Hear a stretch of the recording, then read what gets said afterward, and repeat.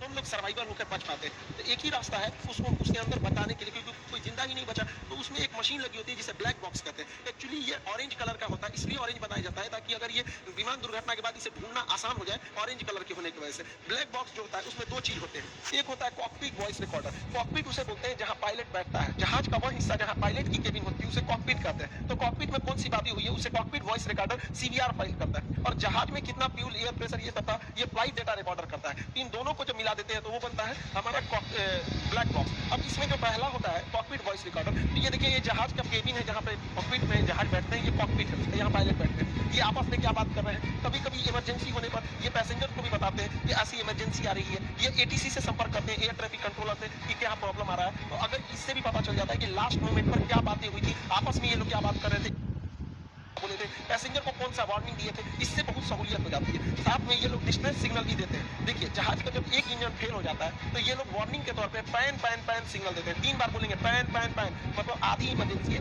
एक इंजन पे भी जहाज आराम से लैंड कर सकता है। लेकिन यदि दोनों इंजन खराब हो जाता है तो इसमें मेडे मेडे का सिग्नल दिया जाता है। मेडे मेडे मेडे मतलब एक्सट्रीम इमरजेंसी है। ये हेलीकॉप्टर और मतलब विमान दोनों के लिए होता है। दूसरा होता है इसका ब्लैक बॉक्स का दूसरा अंग होता है flight data recorder. Flight data recorder में 80 से ज्यादा आंकड़ों को रिकॉर्ड किया जाता है कि ये रोटर ब्लेड कितनी तेजी से घूम रहा था, बाहर हवाएं कितनी तेजी से चल रही थी, कितनी हाइट पर था, फ्यूल कितना था, दाहिनी ओर कितना झुका था, बाईं ओर कितना झुका था, पीछे का रोटर ब्लेड कितना तेजी से लड़ रहा था, टेम्परेचर कितना था, हवाएं किस दिशा से आ रही थी, कितने प्रेशर थे, फ्यूल काम कर रहा था कि नहीं, कोई दुश्मन का रडार तो नहीं आया था, कोई मिसाइल से अटैक तो नहीं हुआ।